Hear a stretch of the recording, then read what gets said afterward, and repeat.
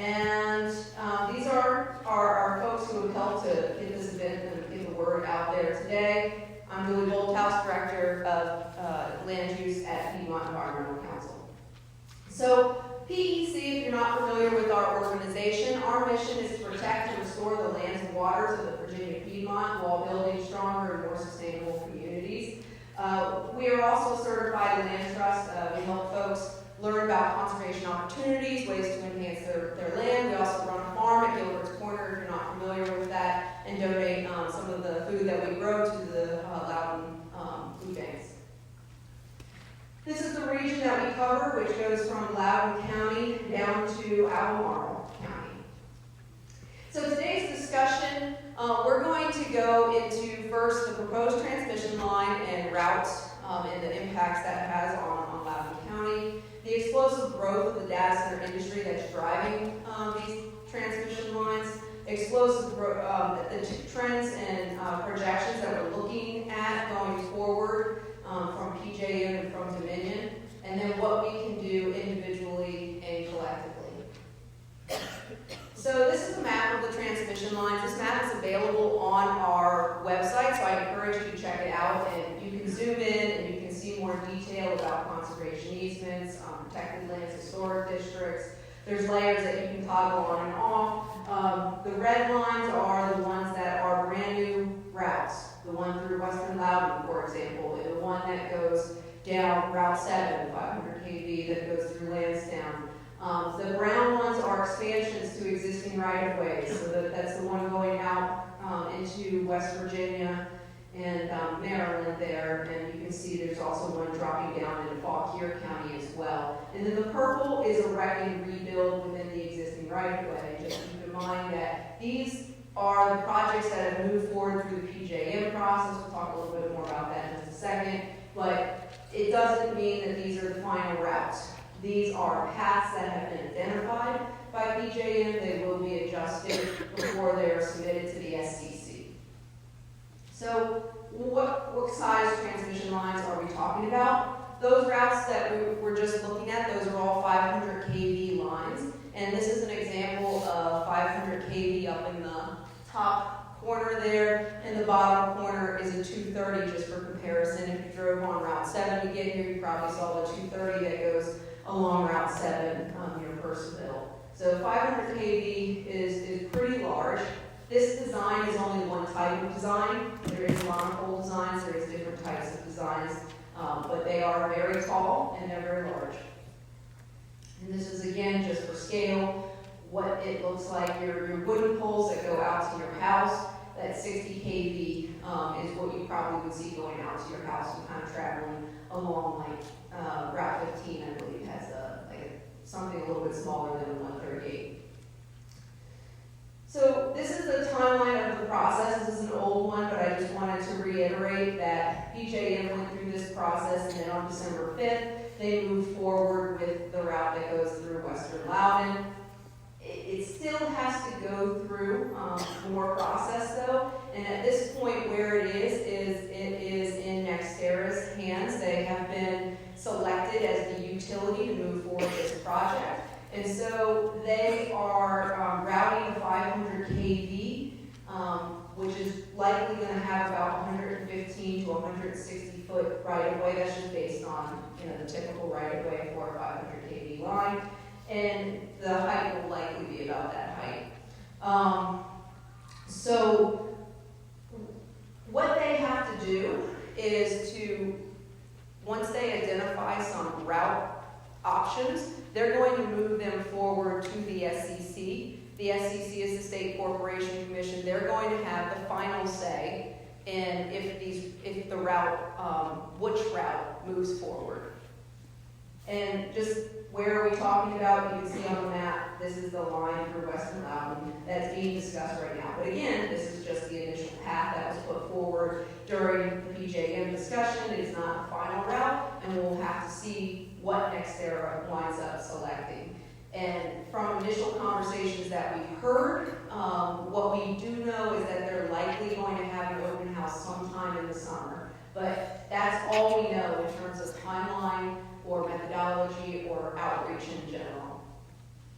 So Again, this is a close-up of the route going through Western Loudoun. The yellow area, the like kind of lightish yellow in the middle there, is the identified viticulture area, cultural area, and it's also kind of our breadbasket of Western Loudoun. This is where we have a lot of prime agricultural land. You guys know, living out here is a lot of agritourism. This is really a very agriculturally heavy and culturally significant area. We've got the historic district of Waterford, which is a federally designated historic district.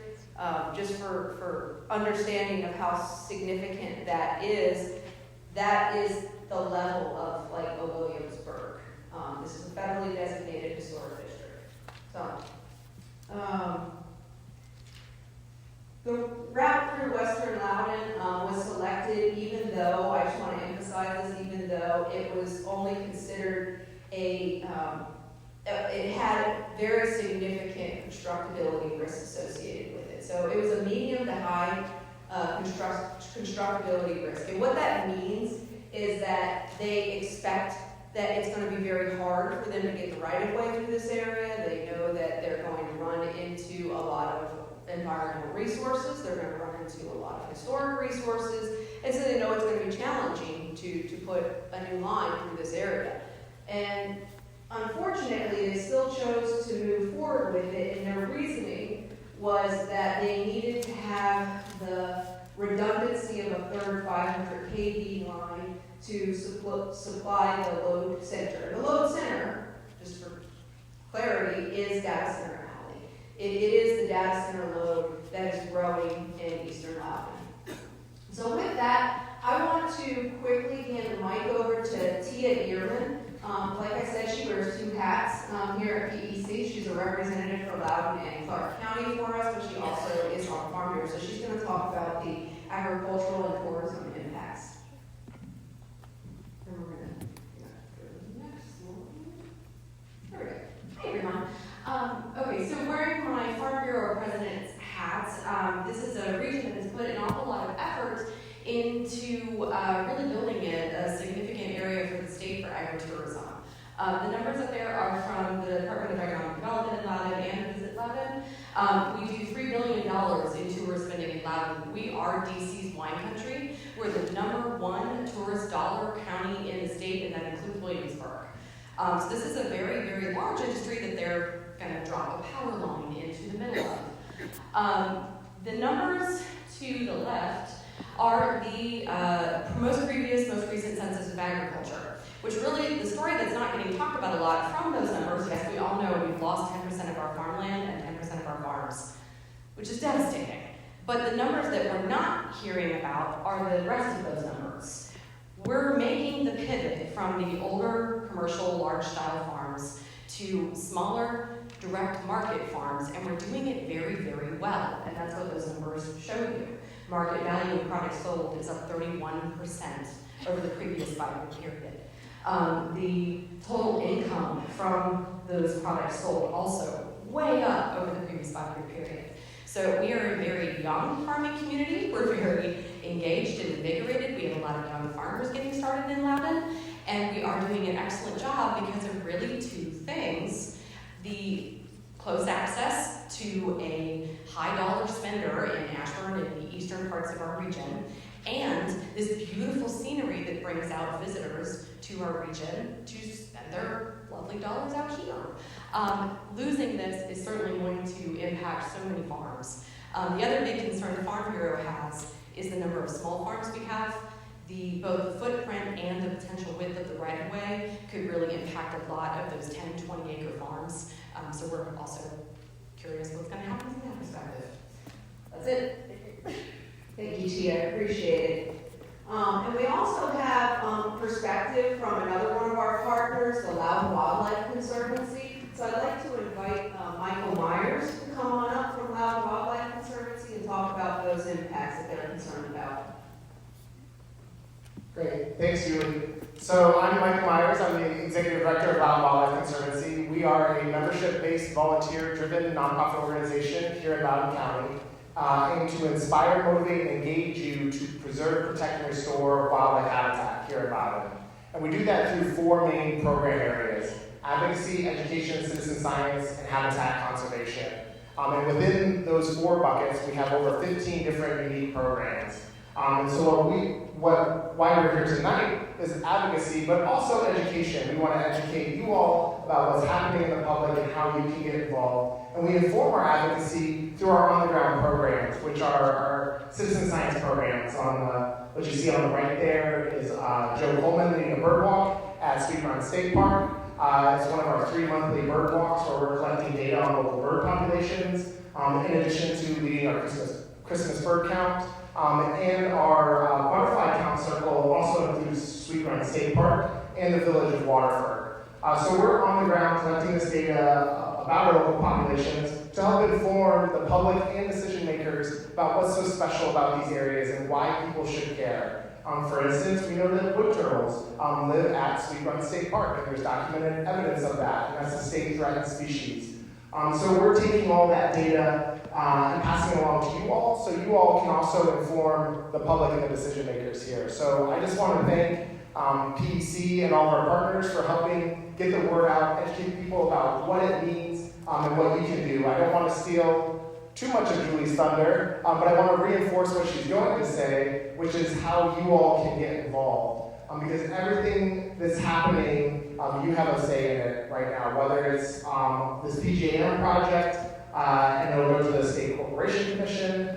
There's bills in the state legislature that impact what data centers can or cannot, will or will not be able to do in the future. And there's also local land use decisions, which are happening every single week here in Loudoun County, where you all can speak to the board of supervisors, whether they're here or their staff, and you can influence these decisions. Because these data centers are driving this demand for power, and they're causing collateral land use impacts where these right-of-ways are going to get wider and wider, go through people's homes, their backyards, through conservation easements, through sensitive areas.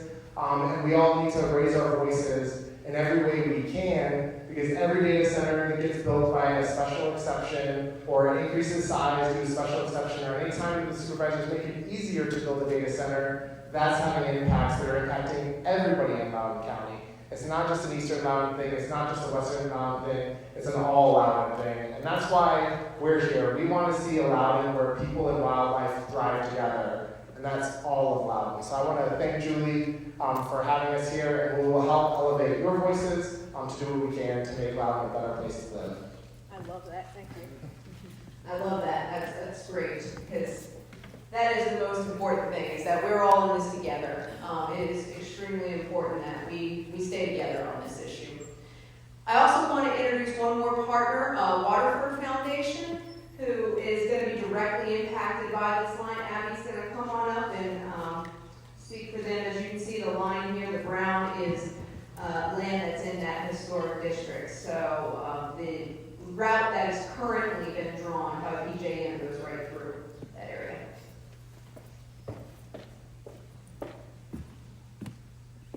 Hello, everyone. Thank you for coming out tonight to hear about this. I'm echoing what both people before me have said, and so grateful to them. I'm also grateful to you. Your passion and care for the preservation and conservation of Loudoun and Western Loudoun is evident in you being here tonight. My name is Abigail, or Abby Zerflu. Crazy last name, I know. And I'm a lifelong resident and the Historic Preservation Director of the Waterford Foundation, the nonprofit that has been dedicated to the preservation of the National Historic Landmark of Waterford since 1943. Waterford is recognized as historically important on the local, national, and state levels due to the village looking today, largely like it did in the 19th century. Two important factors to this is the community involvement we've seen since the 1930s and easements put in place on properties by concerned property owners to keep it safe for preservation, conservation, wildlife, agritourism, you name it. Amongst the rolling hills and beautiful landscapes of Western Loudoun sits important open spaces and agricultural lands and historic areas that we all know of that tell the story of Loudoun County. Another important player in the story of Loudoun County today is the data center industry. Sure, we all know that too. In Loudoun County, the data center industry is the definition the adage, too much of a good thing. I remember even just being here for 22 years, how many data centers have come up? They have also brought jobs, people, and tax revenue to the county. Sure, many of us have used the computing infrastructure they use today. However, the unforeseen growth and draw for power has left preservation and conservation efforts in Western Loudoun vulnerable. The proposed expansion of transmission lines pose a major threat to the integrity of the Washington Waterford National Historic Landmark and Western Loudoun as a whole. This region to date has been left relatively untouched by the large growth of industry development in Loudoun County. This unspoiled viewshed is one of the main reasons behind the Waterford National Historic Landmark designation that was just recently updated. And for important open space under conservation easements. Not only would these lines ruin the integrity, but the sanctity of those conservation easements themselves in preservation. If constructed, the proposed transmission lines would be permanently alter the environment of Western Loudoun and would bring more consequences to agriculture, open spaces, and preservation efforts and benefits received. So, thank you all for coming out tonight to learn about this, and thank you. Appreciate it, thank you. Abby, where can we sign the petition? I understand there's a petition that got started by the Waterford Foundation. You can check out our website. You can check out their website, so Waterford Foundation. Thank you very much, appreciate that. And I also appreciate that she said it correctly, it's a National Historic Landmark. I was saying historic district. This is why I'm so much better at writing. I can actually Google things before I put them in writing. Can't Google them before I say them. Anyways, PJM is covering that. It's something that we've mentioned multiple times. They're a regional transmission operator, and they cover our entire area. You can see this entire expanse of PJM is pretty large. So we're talking about Pennsylvania all the way down to Kentucky and obviously Southern Virginia. So it's a large territory that the PJM area covers. And Dominion is only one small portion of that, and that's the territory that covers Loudoun County, and that's our utility here. We're starting to see, though, the recent load forecast just came out for 2024, and we're actually starting to see load growth in all these other utilities due to data centers as well. Not nearly anything compared to what we're seeing in Dominion's territory, mind you. It's only a few, but they're starting to see this jump from a few data centers that they're starting to see in those areas. So why did they need to identify this transmission line, and why did they propose this thing through Western Loudoun? This was the start of their study, the 2022 Window 3 RTEP study, which was specifically titled the Data Center Load, what was it? I can't remember exactly what it was, but it was basically to address data center load growth.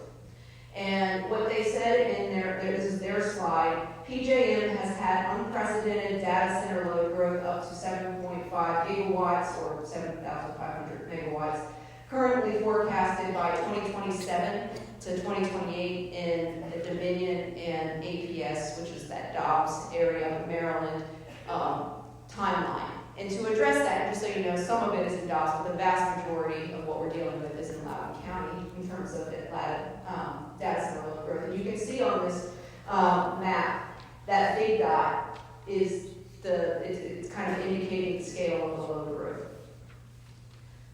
There's something big going on here. I just want to be really clear. We don't have all the answers. I wish I could tell you we had all the answers. But we do know that it is extremely important for us to continue to engage in it. We know that it is going to shape the future of Loudoun County and the future of Virginia. And we know that we need to make some major changes. And we need to be creative. And most of all, we need to work together. Because truthfully, this is impacting not just Loudoun County. This is impacting Fauquier County. It's impacting Maryland. It's impacting West Virginia.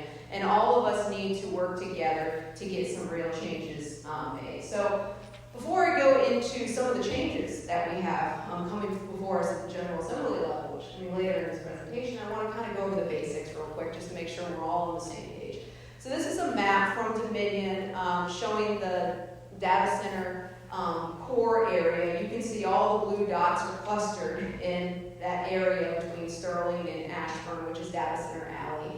And you can see that Dominion kind of shows this as a load growth opportunity. Because this is a slide that they present to their shareholders. So this is a slide that's showing basically the profitability of investing in Dominion and the opportunities for growth that they see into the future. And it's all dependent on that, data centers and the continued growth of data centers. Because when Dominion and other utilities build these transmission lines, they get a guaranteed rate of return on this infrastructure. So this is an opportunity for them to make money, just to be really clear. Sorry. Explain that part, because it's like, it's really key for a lot of people to get how this works, and why it's our problem, not water's problem, or this is not a problem, that's not a problem. Well, I'm not sure I completely understand the question, but let's. The rate of return on an investment for building a power line comes out of whose wallet? Yeah, it's going to come from us, and I'm going to get to that later in the presentation. And just so we don't repeat a bunch of stuff throughout the presentation, I'm just going to leave questions to the end. The other benefit of that is then we can hand the mic around and I can actually hear you, because I'm having trouble actually hearing you too. So let's wait till the end for questions. But data center inventory, I want to emphasize that Northern Virginia has the largest data center hub, not just in Virginia, but in the world. So notice these names down here. We're talking about comparisons with London, Tokyo, Silicon Valley, which everybody imagines to be the largest data center area. It is not. It is Northern Virginia. And this is another map that was out in the press recently that you may have seen, just kind of showing visually the electricity usage in these different data center hubs. So those pink lines are showing how much power they use. And that one new line right here, that's actually Beijing, and that's a new information that has been revealed. That was kind of not really known in the industry. So now that we have all this information, we can see Northern Virginia is still by far the largest, but the next one is actually not London now, it's actually Beijing. But why are we using all of this electricity? Why are data centers growing so much? And it's because of our data usage, and it's also because of this investment in a future that they believe is going to be happening, which is more data usage for AI. So there's a lot of speculation as well. So it is based on fact, and the fact is that we're using a whole lot more data for all of these different applications that you see here, but it's also a little bit based on speculation, which is this one right here, which is AI and the future of AI, and just how big it will be and how much space will be needed, and where they'll be able to actually get the power. And so you see large investments not just in Northern Virginia, but also Atlanta, Chicago, Texas, all sorts of other places as well.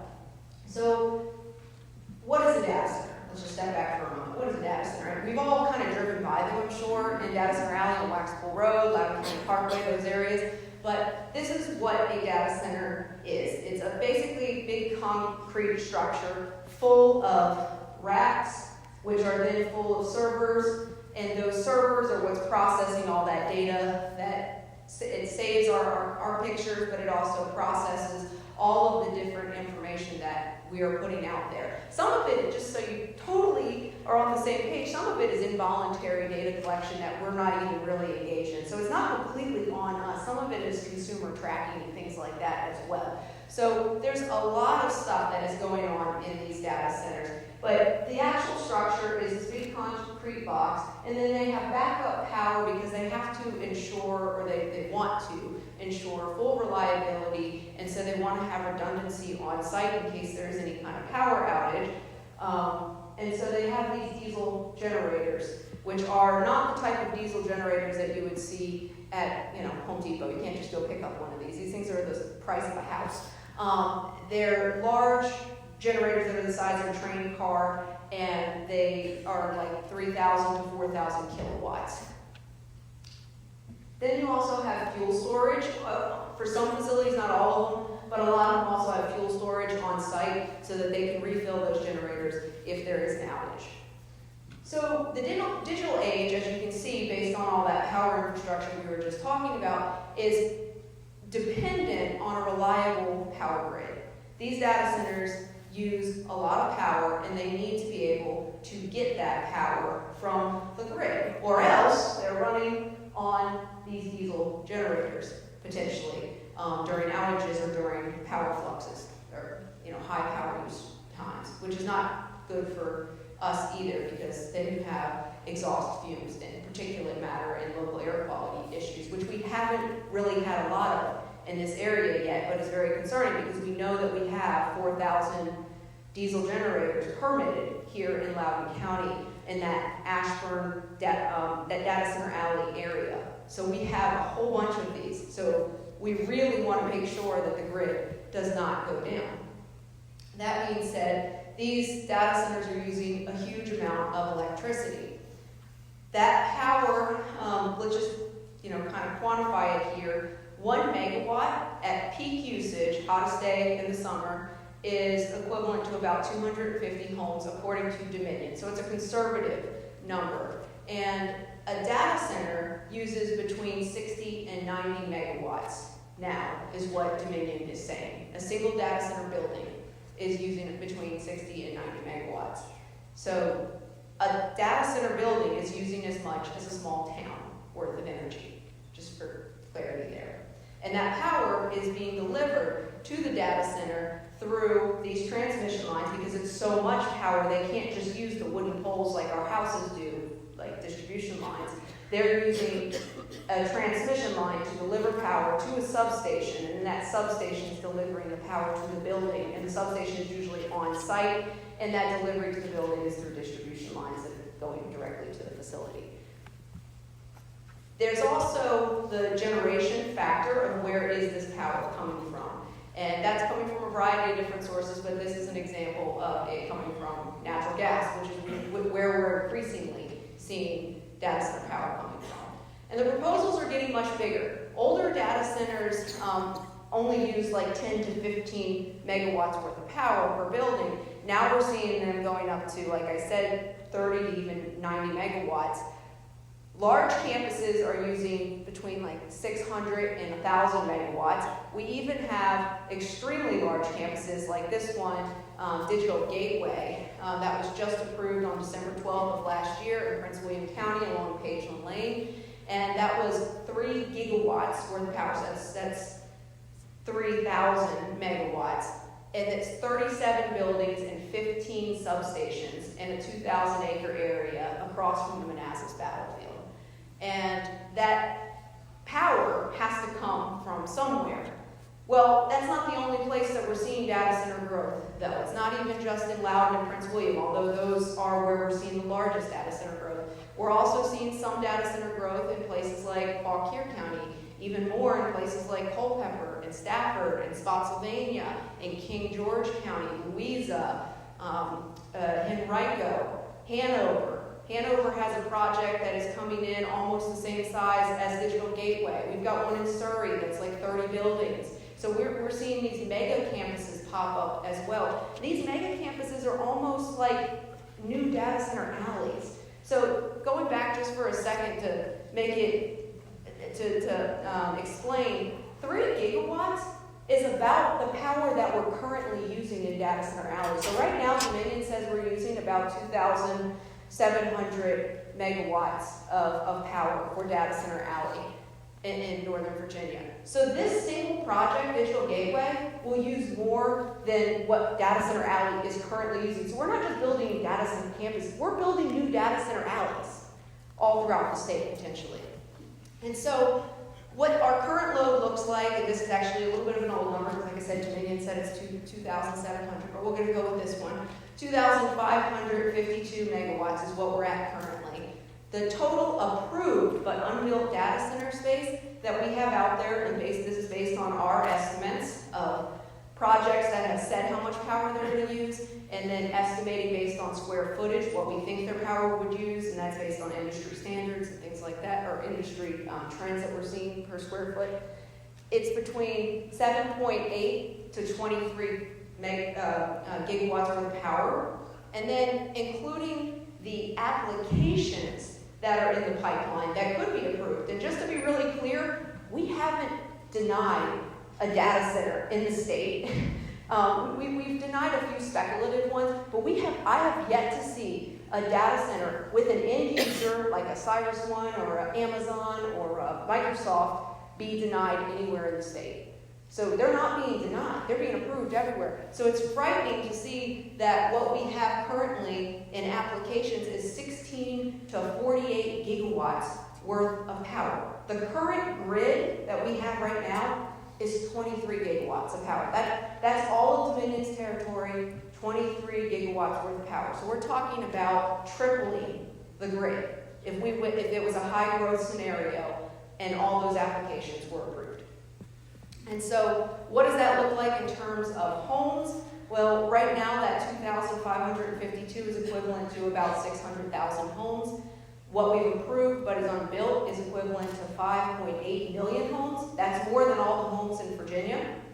And then if we were to approve all these applications in the pipeline, we're at 12 million homes. So part of the concern that we have about that high growth scenario is that it is looking increasingly likely that it is going to occur, and that is based on the hidden costs of AI, which is the hidden energy usage of AI. If AI explodes and continues to be successful, then these data center facilities are going to be using ever more energy than they're currently using. And so we're in a situation where we're basically going into an energy crisis if we continue to go forward in the direction that we're going currently, at least in Virginia. And this is just some modeling, just showing how other power in other sectors is looking. So if you looked at industrial, and just be clear, I know it's confusing, data centers are in the commercial area. They're not considered industrial for power purposes. So industrial is trending down, residential is flatlining to trending down, and the commercial sector, besides data centers, with data centers removed, is also trending down, or at least flatlining. And so what that's reflecting is that energy efficiency standards that we have made in our homes, the changing of our light bulbs to LED bulbs, the more energy efficient appliances that we've put into our households, all those things are working because we're still building houses, but our energy usage is staying flat. That's actually really amazing, and we should all give ourselves a big pat on the back and say, great job. But the data centers are going up, and they're not doing that, unfortunately. And that's what's happening, and that's what's driving all of the demand that we're seeing. And I have heard many people say, well, what about EVs? EVs, they're driving demand. And even in the reports, the articles you'll read, they always throw in EVs and electrification in with the data center growth, because it is one factor that is increasing energy usage. But as you can see on this chart, they are a small fraction, and I would argue that it's much smaller than this because this is actually an old graph, and it doesn't even have the current trends of data center growth. This is actually from 2020, I believe, and that's what they were projecting in 2020. Now in 2023, with AI and everything that's going on, I would guess that that green section would be even larger, but the EV section would still be about the same. And so it's not EVs that are driving the energy growth. It is a small portion of it, but it is not the driver. So what's happening in Virginia is absolutely unprecedented. There's no other place that we can look and say, okay, what did they do? Because like I said, we have the largest data center hub in the world. So we can't look somewhere else and say, okay, what did they do? What we can see, although it's kind of interesting, is what other places have done when they got to the point of their grid being stressed out. When you look at places like Dublin or Singapore, or I think Australia even did it recently, they declared a moratorium when their grid got to the point of not having enough power. But here, what we've continued to do is say, we'll expand the grid. We'll continue to build more power to serve this industry. And so, because we've continued to do that, what we've seen is that although the other areas of the PJM territory are staying flat, Dominion's is spiking up because we're saying, okay, we'll build it. We don't have it currently, we will build it. We will serve this 5% annual load growth of power, and we'll build it. That's a doubling of our peak load. That's just based on Dominion's estimates of forecasting. That's a doubling of the peak load within 14 years based on their estimates.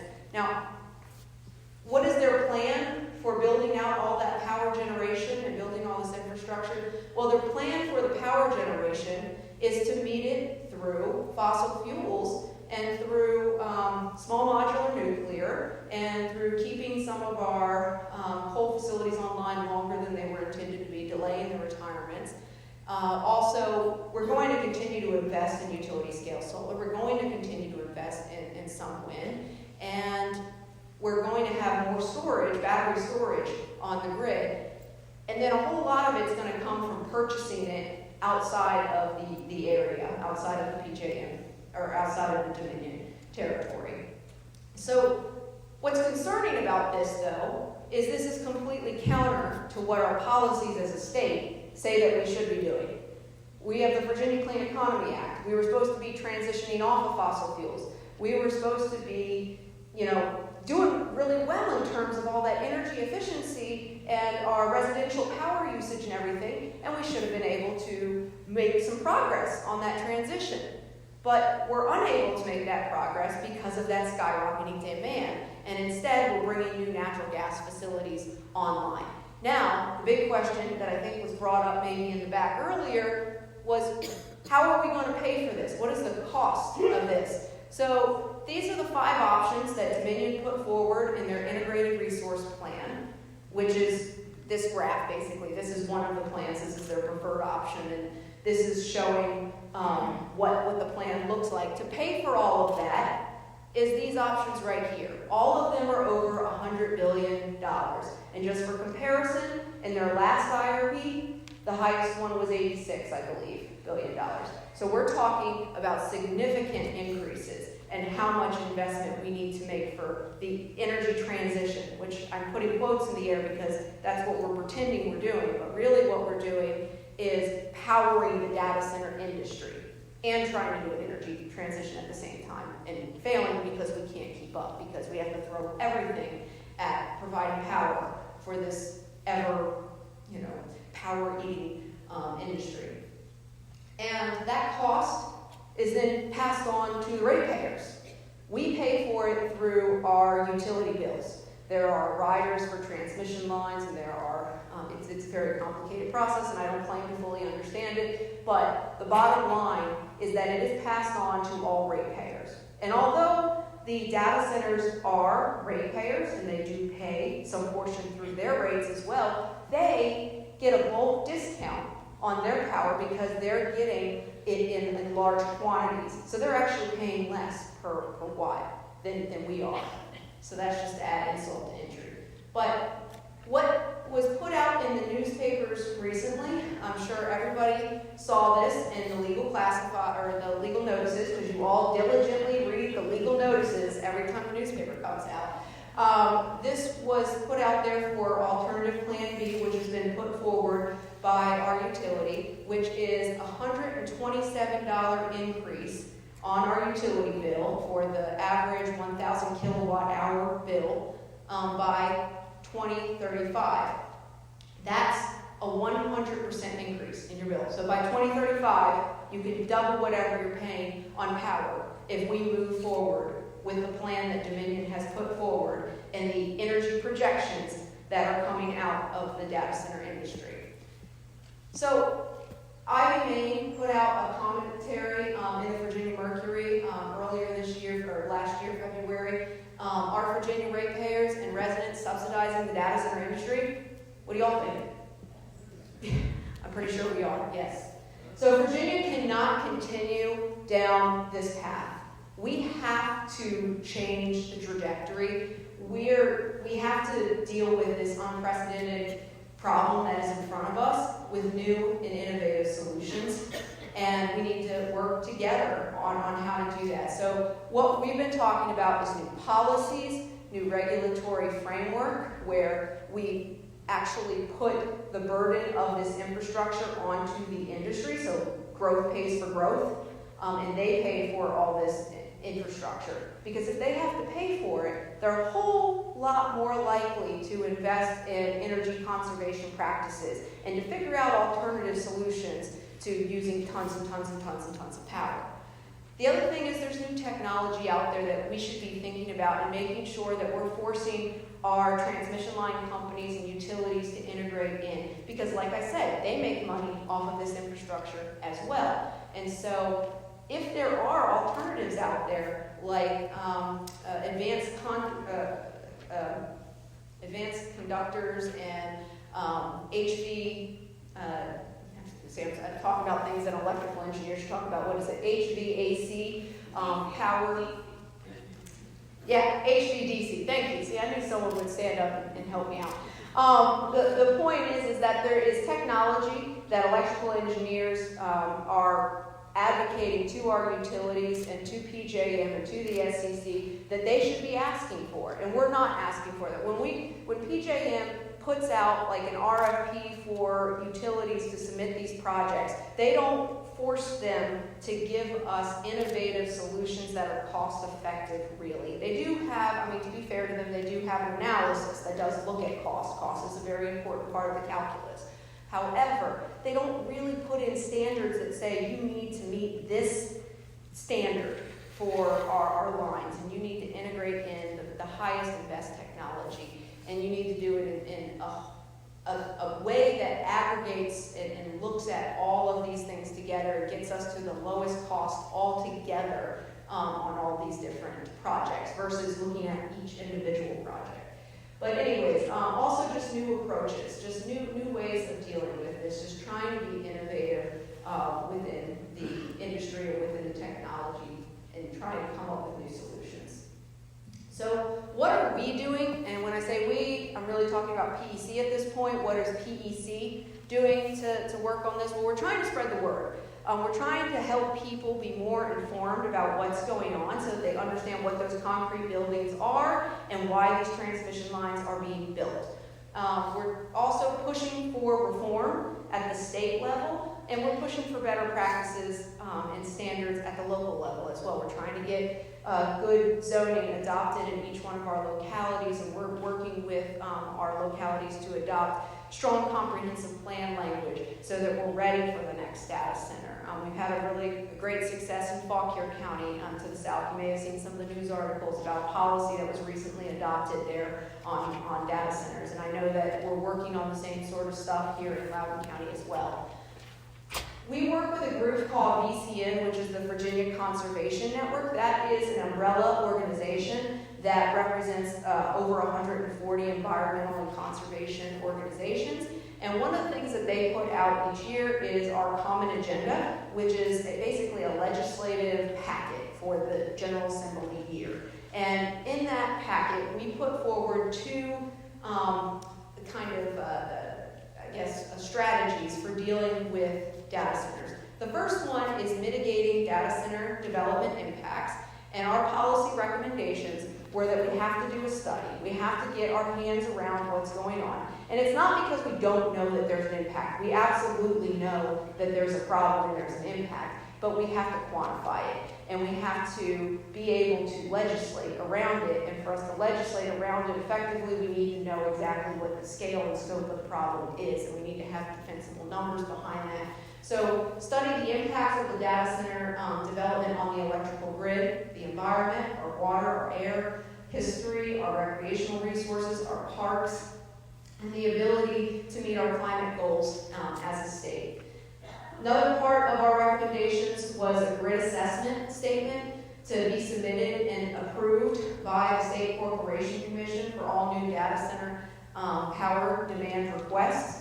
The reason we wanted that was basically to have some state level review of this power demand, because localities do not evaluate that. They don't really have the resources to evaluate that. They don't have the power to really have any kind of say over that. And then create a framework for a regional review board that evaluates large data center projects, specifically on our water supply. So a lot of these projects, like Digital Gateway, for example, have very broad-reaching impacts on a large watershed that impacts multiple entities, not just not just the locality that's approving it. So, for example, that would have required that there was some feedback on the impact to the Occoquan from Digital Gateway, which was in that Occoquan watershed. But the Occoquan is in Fairfax, and even though Fairfax said to Prince William County, we really want you to study this before you approve this because we have significant concerns about the salt levels that may be coming into the Occoquan, Prince William said, oh yeah, sure, we'll do that at site plan after we've already approved everything, which is not helpful. So this would have hopefully dealt with something like that. It also would address air quality impacts because these generators, although they have the biggest impact on Loudoun County, the 4,000 generators, they also have impacts on Fairfax County and possibly even DC because that air pollution, that local air pollution is moving. It also impacts climate goals as a state. And none of that is assessed by Loudoun County as they're approving, the data centers. They're not counting up how many generators they've approved. The other legislative platform that we put forward was specifically dealing with the surging energy demand from data centers. So it's very similar. It also has a study. It also had a framework for having projects evaluated at the SEC level. But the other thing it had included in it was a shift of the cost to the industry. And so it had a specific evaluation of how much the infrastructure is costing to support this industry, and then developing a framework to allocate that cost to the industry directly.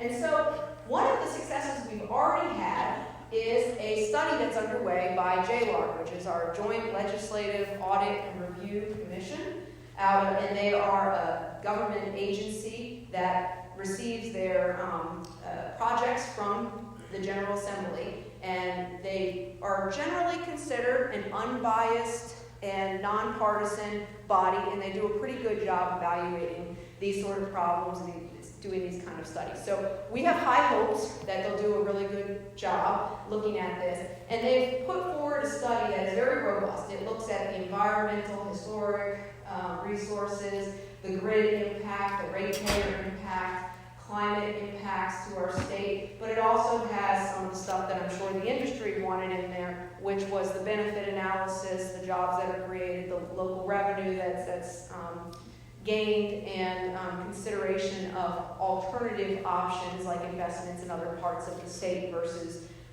Northern Virginia. So that study is underway, and we think that that is going to be a good first step in getting us those quantified, like I said, numbers to help us get some good legislation adopted.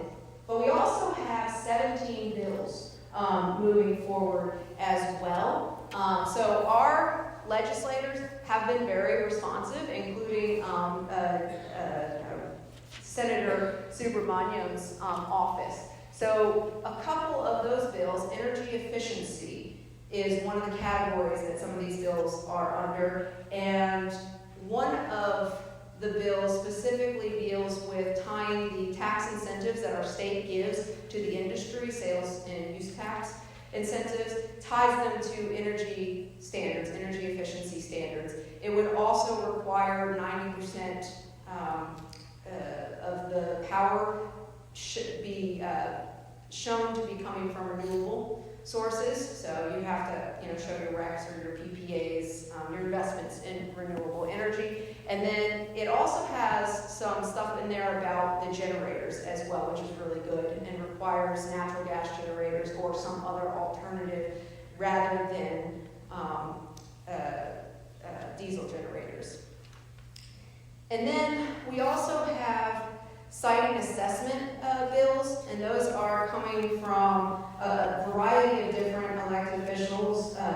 We've got Republican Delegate Lovejoy, and Delegate Thomas, which is Democrat, and Senator Rome, Democrat. So the reason I'm emphasizing Republican and Democrat is not because we're a 501c3, so we're not a partisan organization, but it's because I want to emphasize that this is a bipartisan issue, and that both Republicans and Democrats are passing multiple bills to help address it. They're seeing this impact across the board, and so this is not a partisan issue. So I'll stop saying Democrat, Republican now that I've made that point. So we have a several siting assessment bills that are dealing with location, water usage, stormwater management, noise, carbon emissions, lots of really good bills. And if you want more information about these bills, I encourage you, grab this flyer, and unfortunately, you gotta use some data and scan these QR codes, but I promise it's worth a little bit of data impact on our environment to make these contacts to your legislators. But we also have some bills on undergrounding of transmission lines. Some of those are being proposed by our elected officials here in Loudoun County. So Perry is carrying one that would require, it would allow for a pilot project of 500 kV lines to be buried and would put that cost onto the industry. So that's a good, because if we don't put that additional cost of undergrounding onto the industry, it potentially falls on all ratepayers. Again, escalating and increasing that burden on all of us to pay for this. So that's a good bill. Then we've got another underground bill from Rome, Lovejoy, and Thomas, and that one is basically if you're within, I think it's a half mile of a national park, you would have to underground any transmission lines due to the impact it would have on those facilities. And then we have a couple on the industry, which Subramaniam is carrying one of those, and he is a Loudoun representative.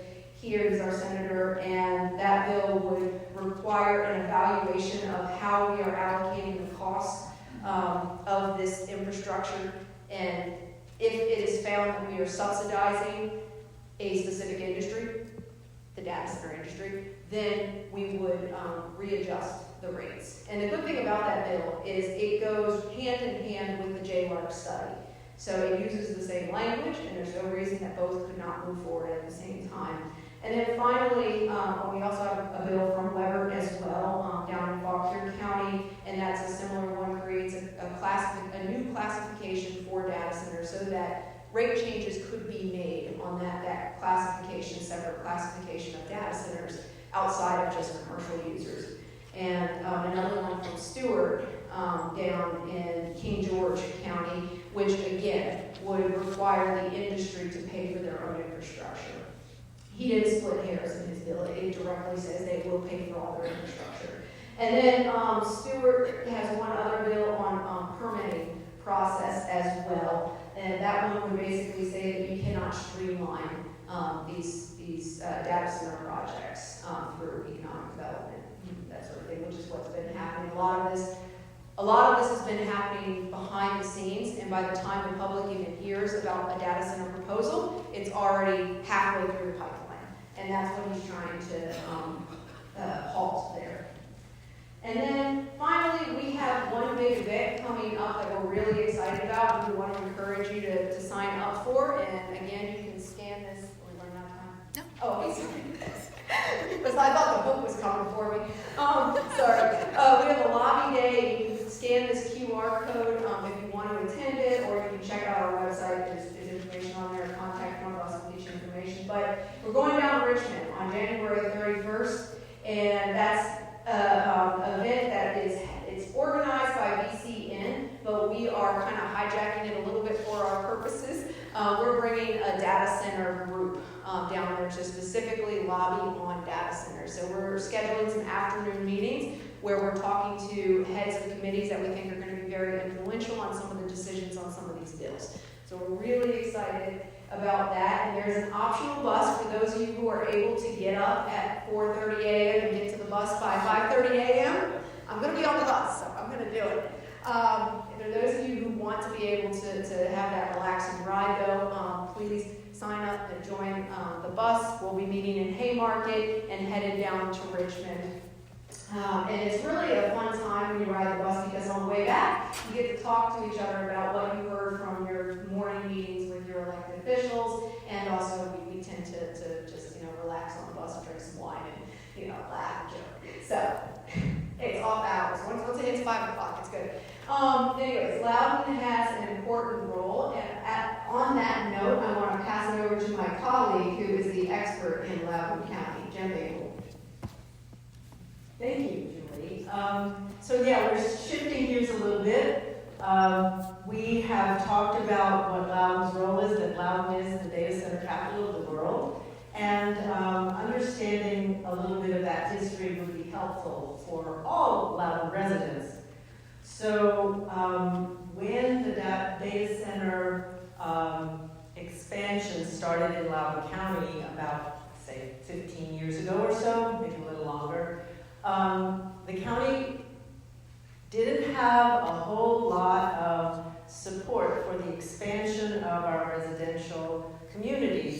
that we were experiencing. And data centers offer an amazing tax benefit to Loudoun County.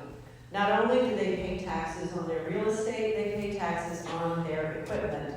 And they are regularly renewing that equipment, which means that any kind of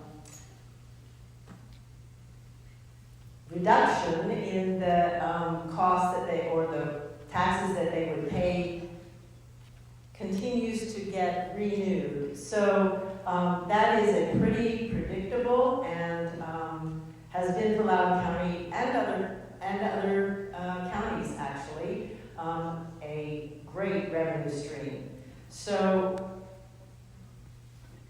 what Loudoun did in order to take maximum advantage of that, because we were in a hole in the early 2000s in terms of our budget, the county said, okay, well, the board said at that time, let's make it very easy to develop data centers in Loudoun County. We didn't know then, they didn't know then what we know today.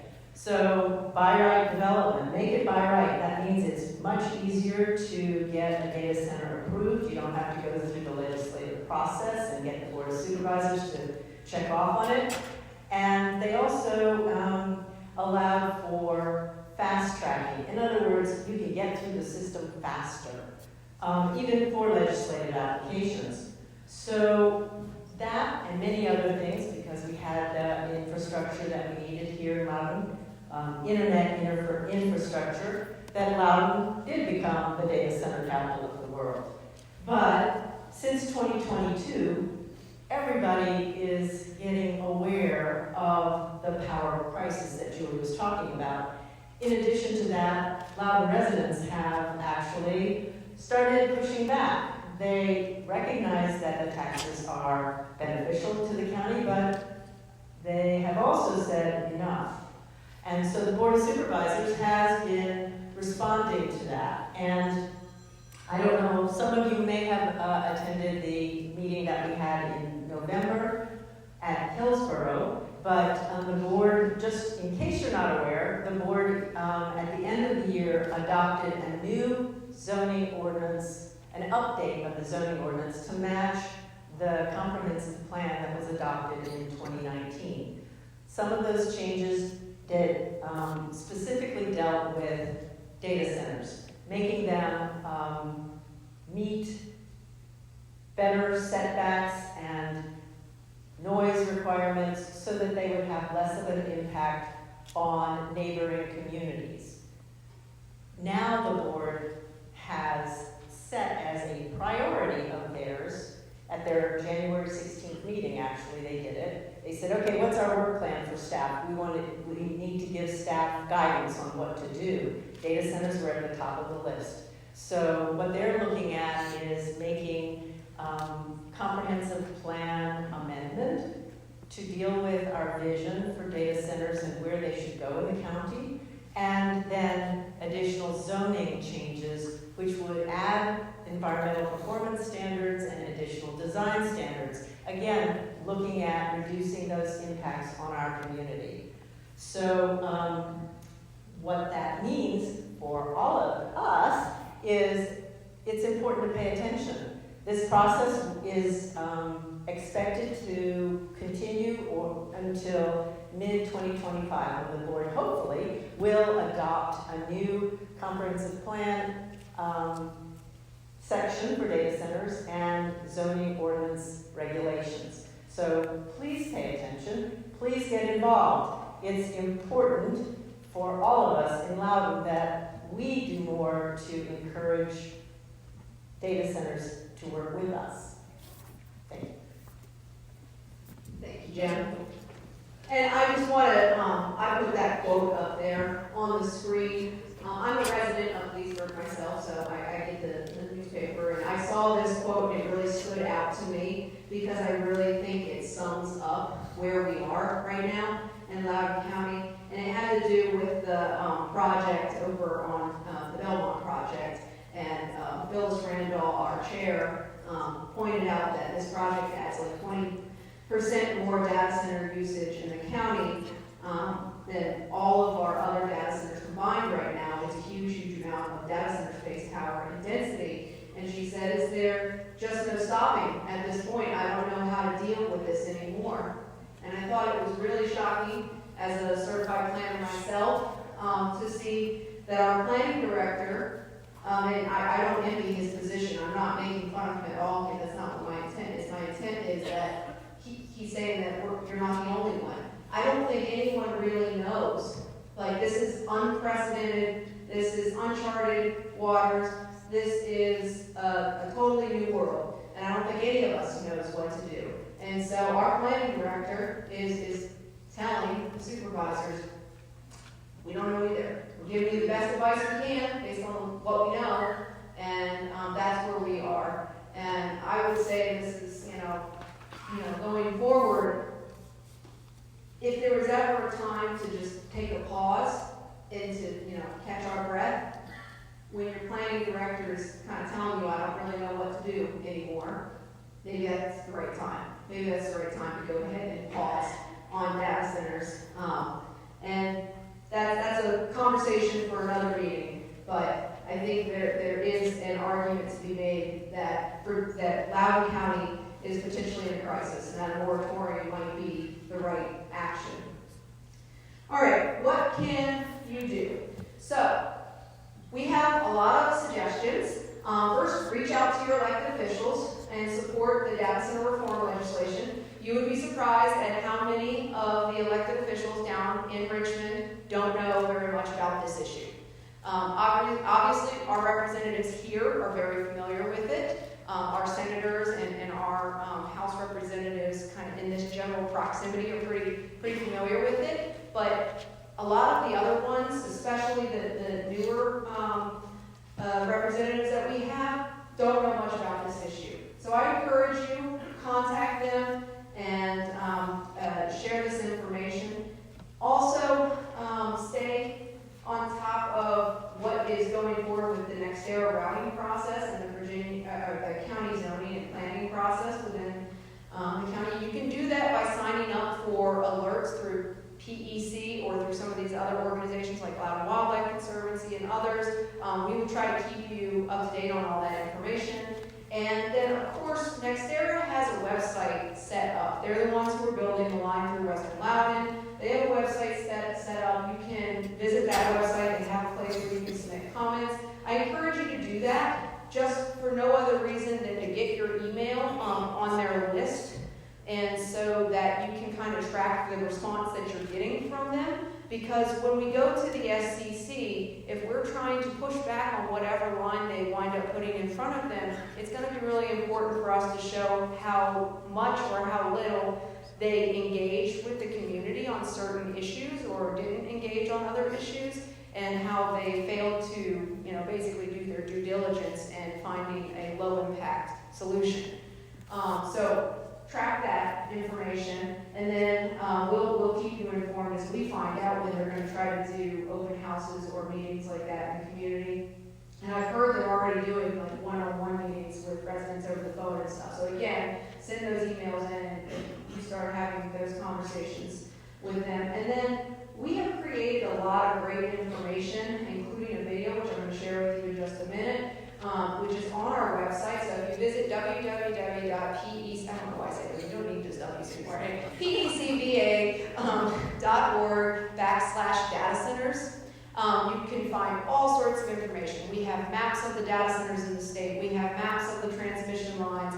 We have a fact sheet on data centers. We have a great that's not the right word for it. It was a webinar that I gave to the Virginia American Planning Association, which is great to share with the planning staff, or if you're probably all from Loudoun, but if you are trying to share it with some other folks like in the towns that are potentially like Leesburg or other places like that, Hamilton or Purcellville, that are considering data centers. Watch that video before you start trying to write zoning ordinances or try to figure out how you're going to regulate this industry. But anyways, there's lots of different stuff up there, lots of videos, lots of information.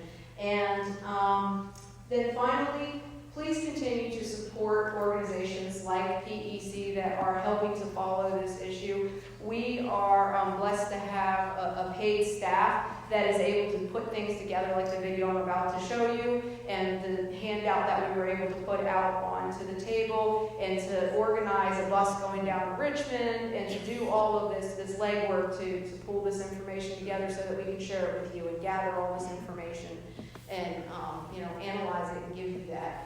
And also our partner organizations who are also dealing with the impacts from this industry, like Loudoun Wildlife Conservancy, like Waterford Foundation, like all of these different organizations that are seeing the direct impacts of this on